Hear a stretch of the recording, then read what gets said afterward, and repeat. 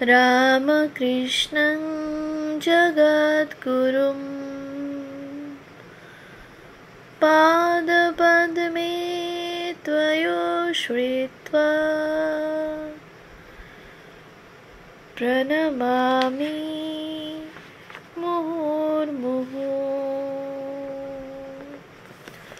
पूजनीय स्वामी लोकेश्वरानंदजी महाराजेर सम्पादनाय रचित शतरूपे शारदा ग्रंथ थेके पाठ, पृष्ठा संख्या 184, निवेदितार ध्रुव मंदिर। मिसेस बुल लिखेছিলেন, আমরাই প্রথম বিদেশী যারা শ্রী রামকৃষ্ণের বিধবা পত্নী সারদা দেবীকে দর্শন করার অনুমতি পেয়েছি।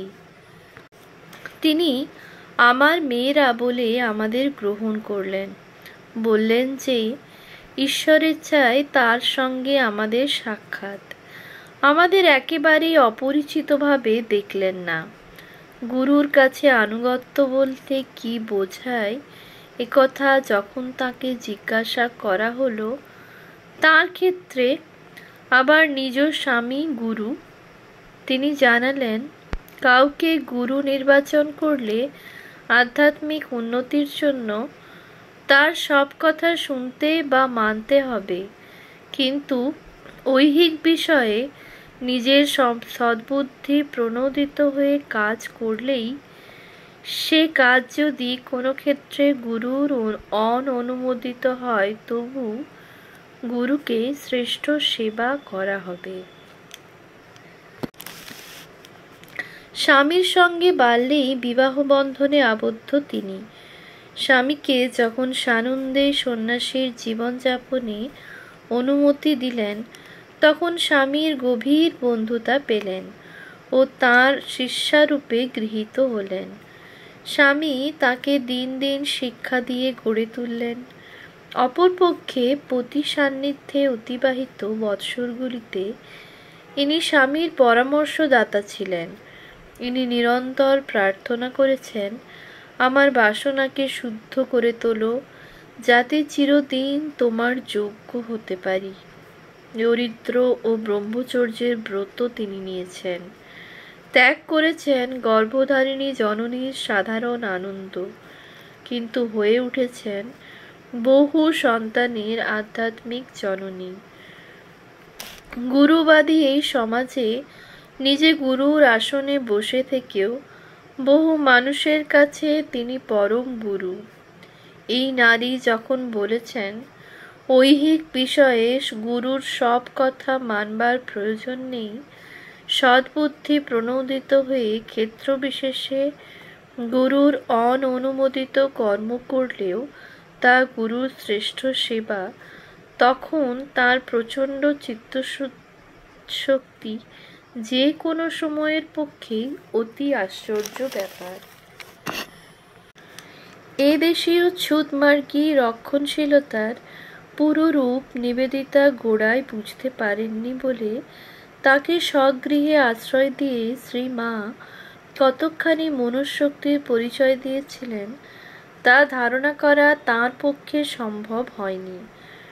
অল্প দিনের পরে তা কিছুটা বুঝে তিনি জোর করে কাছাকাছি অন্য একটা বাড়িতে উঠে যান। একথা তিনি আচার্যদেব গ্রন্থে বলেছেন, কিন্তু শ্রী মায়ের সংসারে তাঁর অবাধ যাতায়াত ছিলই। বহু সময় সেখানে কাটাতেন ও মায়ের সেবা শুশ্রূষা করতেন অবাধে। তাঁর পাঠানো ভোগকে গ্রহণ করার ব্যাপারে ঘরোয়া চাঞ্চল্য ঘটলে শ্রীমা কেমন কঠোরভাবে তাকে নিরস্ত করেন, তাও আগে দেখেছি। নানা পরিবেশে ও পরিস্থিতিতে নিবেদিতা শ্রীমাকে তাঁর এই আশ্চর্য বুদ্ধি ও বিচক্ষণতার পরিচয় দিতে দেখেছেন। মহিলা হিসাবে নিবেদিতা জানতেন, মহিলাদের দলকে একই সঙ্গে সন্তুষ্ট ও নিয়ন্ত্রিত রাখতে কতখানি ব্যক্তিত্ব ও বিচক্ষণতার পরিচয় দিতে হয়। মাতা ঠাকুরানীর সঙ্গে পরিচয়ের গোড়াতেই তার সে কথা মনে হয়েছিল। তার মহিমার একটা উত্তম দৃষ্টান্ত দিই। কলকাতায় তিনি যখন থাকেন তখন সদা সর্বদা 14-15টি উচ্চবর্ণের হিন্দু মহিলা তাকে ঘিরে থাকেন, যারা রাগারাগি ঝগড়াঝাটি করে সকলকে অস্থির করে মারতেন যদি না তিনি তার অপূর্ব বিচক্ষণতা ও প্রফুল্লতা দ্বারা এদের মধ্যে স্থায়ী শান্তি রক্ষা করে চলতেন। এই কথা বলে নিবেদিতা নিজেই কিন্তু বিচক্ষণতার পরিচয় দেননি।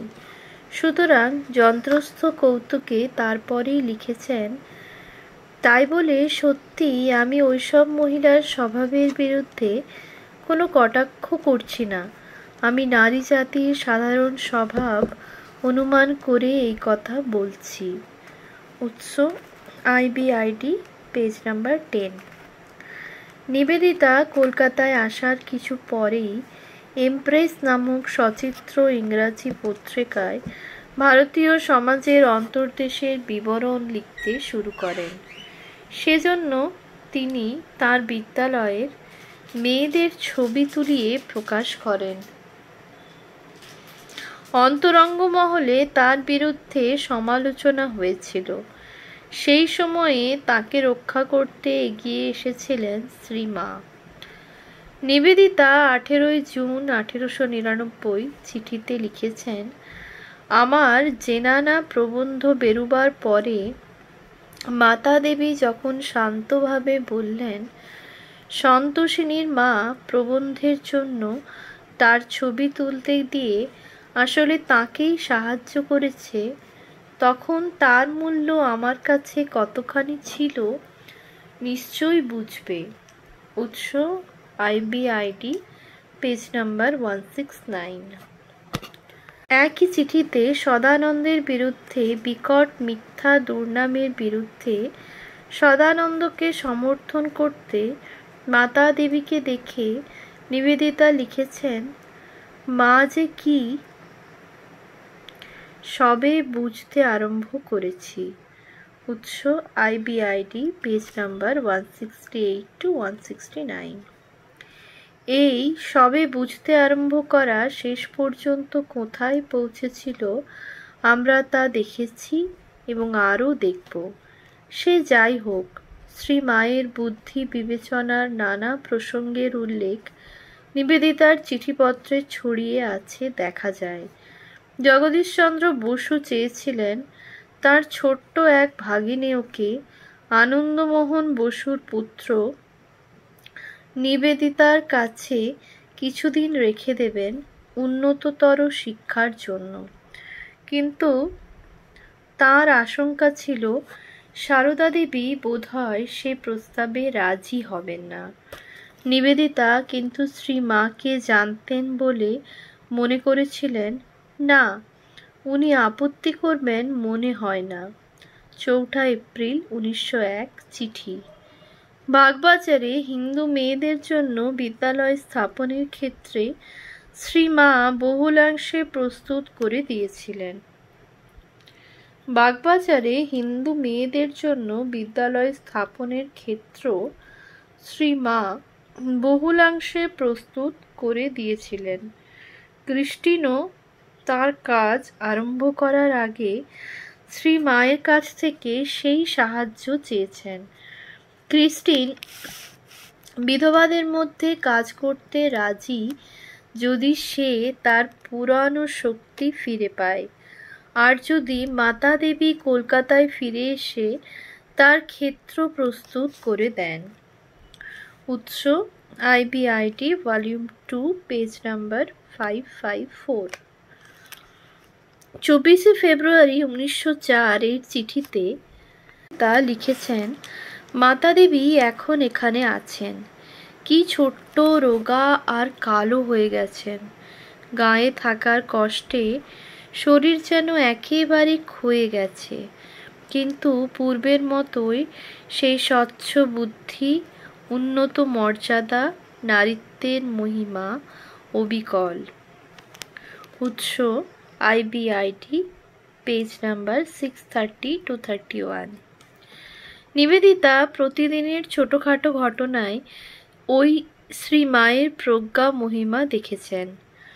নিবেদিতা মায়ের স্থির বুদ্ধির রূপ অজস্রভাবে দেখেও কখনো কখনো ভুল ধারণা করেছেন, এবং যখন সেটি ভুল বলে প্রমাণিত হয়েছে তখন অধিকতর শ্রদ্ধা বোধ করেছেন। 8ই সেপ্টেম্বর 1904 তিনি মিস ম্যাকলাউডকে লিখেছেন, মাতা দেবী তার একটি সদ্য দর্শনের কথা বললেন। তিনি আমাকে গেরুয়া বস্ত্রে দেখেছেন। মনে হয় যে কোনো সময়ে তিনি আমাকে গেরুয়া দিতে পারেন, কিন্তু আমি তা নিতে পারবো না। স্বামীজি আমাকে একটি জিনিস দিয়ে গেছেন, মৃত্যু পর্যন্ত যা রক্ষা করতে হবে, ব্রহ্মচর্য।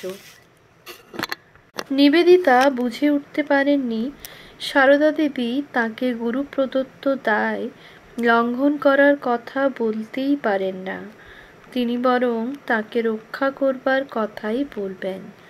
নিবেদিতার পরবর্তী কোনো পত্রে শ্রী মায়ের ওই জাতীয় অনুরোধের আর কোনো উল্লেখ নেই।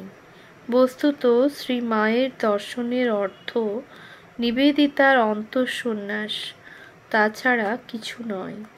নিবেদিতা শ্রী মায়ের দর্শনের অন্তর্নিহিত তাৎপর্য অনুধাবন করতে পারেননি বলেই মনে হয়।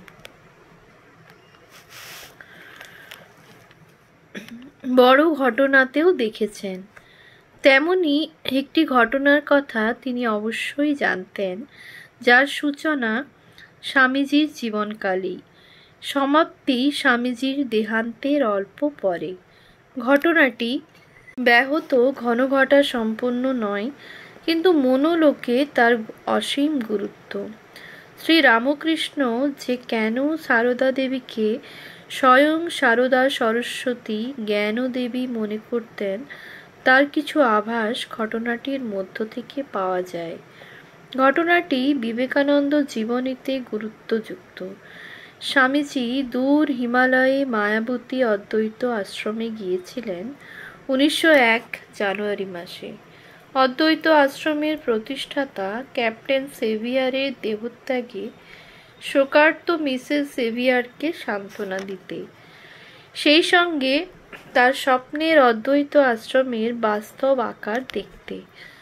অদ্বৈত আশ্রমে বিশুদ্ধ অদ্বৈত সাধনায় যদিচ একমাত্র অনুমোদিত, তথাপি স্বামীজির দু একজন সন্ন্যাসী শিষ্য একটি ঘরে শ্রী রামকৃষ্ণের পটপূজা করছিলেন। স্বামীজি অদ্বৈত আশ্রমের এই নীতি লঙ্ঘনে অত্যন্ত ক্ষুব্ধ হন এবং তাঁর ইচ্ছার সম্মানে পট পূজা বন্ধ করেও দেওয়া হয়। তথাপি স্বামীজির মুক্ত শিষ্যরা মন থেকে সন্তুষ্ট হননি। তাদের সংশয় এমনই গভীর ছিল যে স্বামীজির ইচ্ছার ঔচিত্যকে পর্যন্ত প্রশ্নাধীন করে তারা শ্রী মাকে পত্র দিয়েছিলেন।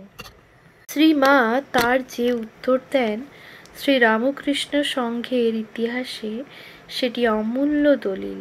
তার মধ্যে রামকৃষ্ণপন্থীরা চরমে কোন মতবাদী, দ্বৈত না অদ্বৈতবাদী, তা চূড়ান্তভাবে নির্ধারিত হয়েছিল।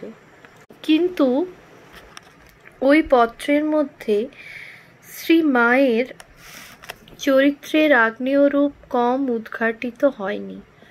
তিনি যে একেবারে নির্বিকার সত্যসূর্য তা ওখানে প্রমাণিত। পত্রটির একটি প্রতিলিপি সৌভাগ্যের বিষয় আমি ব্যাঙ্গালোর রামকৃষ্ণ মঠ থেকে আবিষ্কার করতে পেরেছি। 15ই ভাদ্র 1309 তারিখে লিখিত ওই পত্র মধ্যে শ্রী মা বলেন, আমাদের গুরু যিনি তিনি তো অদ্বৈত, তোমরা সেই গুরু শিষ্য, তখন তোমরাও অদ্বৈতবাদী। আমি জোর করিয়া বলিতে পারি তোমরা অবশ্য অদ্বৈতবাদী।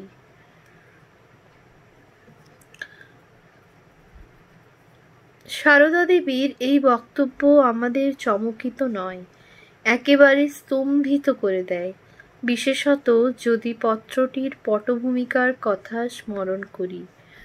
সারদা দেবীর, যিনি স্বামী, গুরু, ঈশ্বর, যার পূজায় তাঁর জীবনের প্রতিটি মুহূর্ত নিয়োজিত, সেই রামকৃষ্ণের পটপূজা বন্ধ করার ঔচিত্য সম্বন্ধে প্রশ্ন করা হয়েছে। সেখানে তিনি কোন উত্তর দিলেন? না, অদ্বৈত আশ্রমে শ্রী রামকৃষ্ণ পূজা বন্ধ করিয়ে স্বামীজি ঠিকই করেছেন। আমাদের লৌকিক বুদ্ধিতে এ বস্তু অলৌকিক। এ জিনিস একমাত্র শ্রী রামকৃষ্ণ পত্নীর পক্ষেই করা সম্ভব। ওম শান্তি শান্তি শান্তি। হরি ওম তৎসৎ। শ্রীরামকৃষ্ণার্পণমস্তু।